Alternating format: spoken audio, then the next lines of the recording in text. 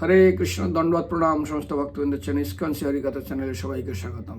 এই একাদশীর মাহাত্ম্য সম্বন্ধে একবার যুধিষ্ঠির মহারাজ ভগবান কৃষ্ণকে জিজ্ঞাসা করেছিলেন, এবং কৃষ্ণকে জিজ্ঞাসা করার সাথে ভগবান কৃষ্ণ বলেন, শোনো মহারাজ, শুনুন, এই একাদশীর মাহাত্ম্য একসময় মহারাজ দিলীপ তার গুরুদেব মহর্ষি বৈশিষ্ট্যকে জিজ্ঞাসা করেছিলেন অত্যন্ত কৌতূহলবশত, এবং এই দিলীপের প্রশ্নের উত্তরে আজ মহর্ষি যে উত্তর দিয়েছিলেন, যে পৌরাণিক কাহিনী বলছেন, আমি শোনাচ্ছি। একসময় নাগলোকে তখন রাজা ছিলেন মহারাজ পুণ্ডরিক। আর এই মহারাজ পুণ্ডরিকের তার ভবন ছিল অত্যন্ত ঐশ্বর্যজনিত, কনক নির্মিত, অত্যন্ত সুখে বাস করছেন, এবং তিনি তার এক রাজসভায় গান হচ্ছেন, এবং তার শ্রেষ্ঠ অপ্সরা কিন্নর গন্ধর্ব তারা ছিলেন, তার ভিতর ছিলেন ললিত এবং ললিতা, তারা স্বামী স্ত্রী। ললিত এত সুন্দর স্বরে গান করছেন, সবাই বিমুত হয়ে গেছে। হঠাৎ ওই দিন ললিতের স্ত্রী ললিতা আসেনি, তার কথা মনে পড়ে, এবং তার গানে একটু বিপর্যয় ঘটে, লয় প্রলয় একটু তাল বেতাল হয়ে যায়।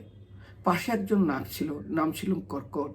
এই কর্কটক বলছে, রাজামশাই শুনছেন না, এই গানে প্রলয় বিপর্যস্ত করছে, তাল প্রলয় মিল হচ্ছে না। আরে হ্যাঁ তো।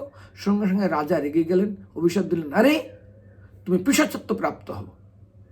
যেই বলছে পিশাচত্ব প্রাপ্ত, দেখতে দেখতে সেই পুণ্ডরিক একদম 8 যোজন বিস্তৃত, মানে বিশাল, এবং 10 যোজন উঁচু এমন এক বিকট শরীর ধারণ করলেন রাক্ষসজনী, অর্থাৎ পিশাচজনী। শুধু তাই না, তার চোখ হলো জ্বলন্ত অগ্নিপিণ্ডের মতন, মুখ হলো পাহাড়ের গুহার মতন, এবং বিকট রূপ ধারণ করে সেখান থেকে তিনি প্রস্থান করলেন। কিন্তু ললিতা তার স্ত্রী তার সঙ্গ ছাড়লেন না, তার সঙ্গে অনুগমন করলেন। তিনি বিভিন্ন জায়গায় ভ্রমণ করেন, আর বিভিন্ন প্রাণীকে খান, বিশেষ করে মানুষকে তিনি নির্দয়ের মতো ভক্ষণ করতে থাকেন। এই ব্যবহার দেখে ললিতা তার স্ত্রী অত্যন্ত দুঃখী হন।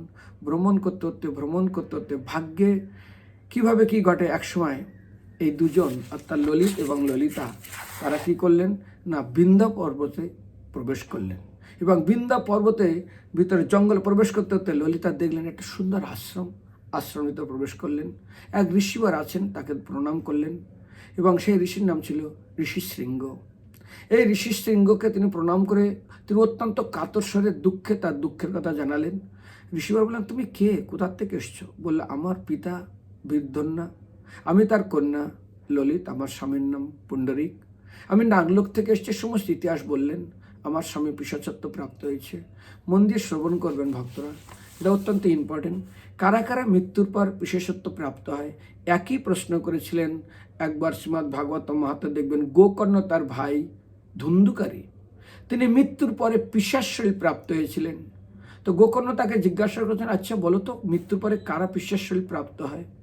ধুন্ধুকারী বলেছিলেন, লোকানাম হিংসঙ্কঃ স্বং স্ত্রীভিঃ দুঃখেন মারিতঃ অত প্রাতত্বম আপনেই দুদচ্ছ বহমহম।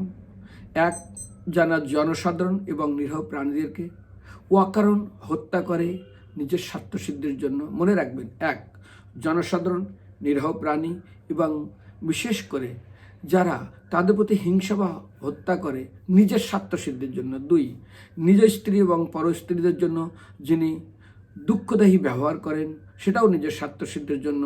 তারা অবশ্যই এই দুটো বিশেষ কাজ করলে তারা অবশ্যই প্রেমজনে প্রাপ্ত হন। আরেক জায়গায় বর্ণনা করা হয়েছে, পরদেহী পরদর রত পরধানবান অপবাদ, অর্থাৎ দুতংশ মাংসংস সুরংস বেশ্যা হিংসংস চর্য পরদর সেবা ইতানি সপব্য সনানি লোকে ঘ্রং ঘ্রতিন পিশাচত্বজনি প্রাপ্তম।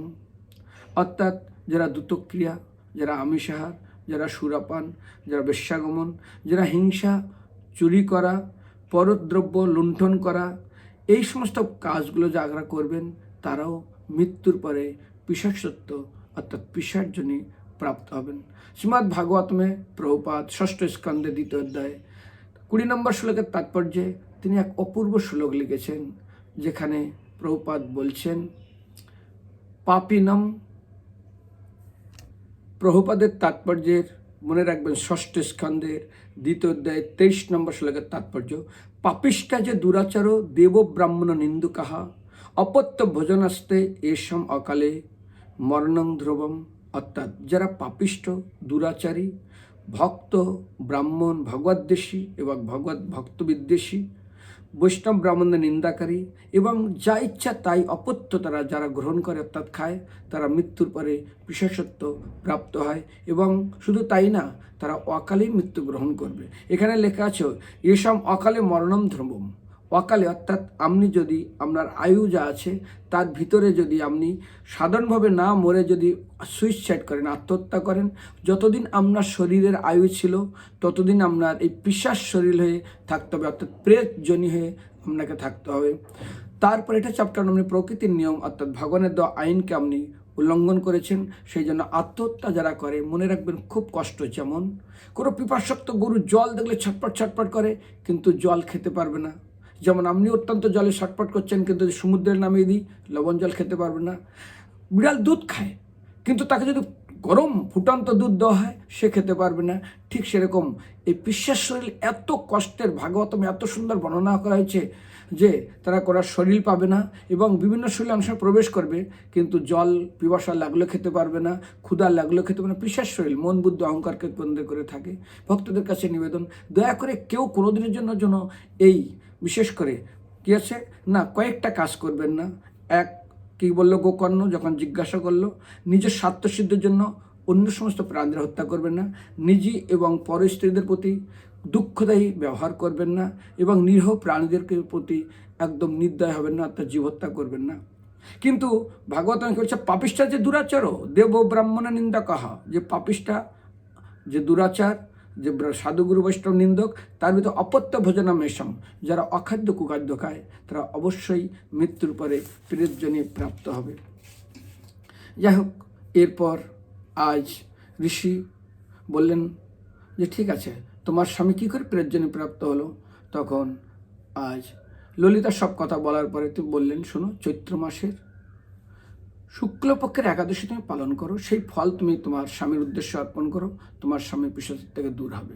সত্যিই তাই, চৈত্র মাসের শুক্লপক্ষের একাদশী পালন করে ফল দান করলেন। ফল দান করার নিয়ম হলো, ধরুন বাড়িতে কেউ কষ্ট পাচ্ছে, খুব দুঃখী আছে, খুব রোগে কষ্ট পাচ্ছে, তাদের উদ্দেশ্যে হরিনাম করে, একাদশী ব্রত করে, কোনো কিছু করে হাতে একটু জল নেবেন কিংবা তাতে পারলে একটু তুলসী পাতা নেবেন, ভগবানের সামনে যাবেন, গিয়ে বলবেন, হে ভগবান, আমার স্বামী, আপনার নাম বলবেন, আপনার গোত্র বলবেন, আপনার স্বামী কিংবা আপনার সন্তান কিংবা কেউ যখন মারা গেছে, পিতা হোক মাতা হোক, যারা মারা গেছে তাদেরকে বলবেন না স্বর্গীয়, বলবেন আমার পতি কিংবা আমার স্বামী কিংবা আমার শ্বশুর যেই হোক না কেন, কিংবা আমার পিতা পরলোকগত, তার নাম আর গোত্র বলবেন, তার উদ্দেশ্যে আমি যে এই একাদশী ব্রত করলাম, আমি যে হরিনাম করলাম, 2 মেলা 4 মেলা যাই করলাম, এই যে দান করলাম, তার উদ্দেশ্যে অর্পণ করলাম বলে জলটা ভগবানের সামনে ঠিক এই সামনে দিয়ে ফেলে দিবেন, দিয়ে 3 বার বলবেন ওম তৎসৎ, ওম তৎসৎ, ওম তৎসৎ।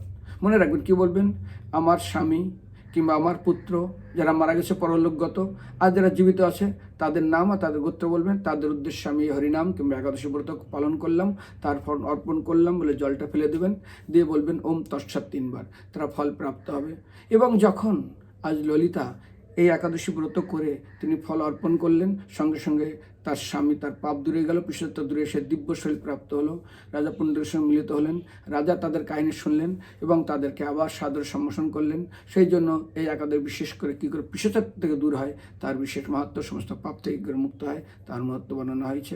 হরে কৃষ্ণ। ভক্তদের কাছে নিবেদন, দয়া করে কেউ আত্মহত্যা করবেন না, এটা অত্যন্ত দুঃখদায়ী, অত্যন্ত কষ্ট। মনে রাখবেন, আত্মহত্যা ব্যক্তি সে ভক্ত আর অভক্ত না, তাকে অবশ্যই পিশাচ শরীর প্রাপ্ত হতে হবে, আর পিশাচ শরীর অত্যন্ত দুঃখ এবং কষ্টদায়ক। হরে কৃষ্ণ, দণ্ডবত প্রণাম।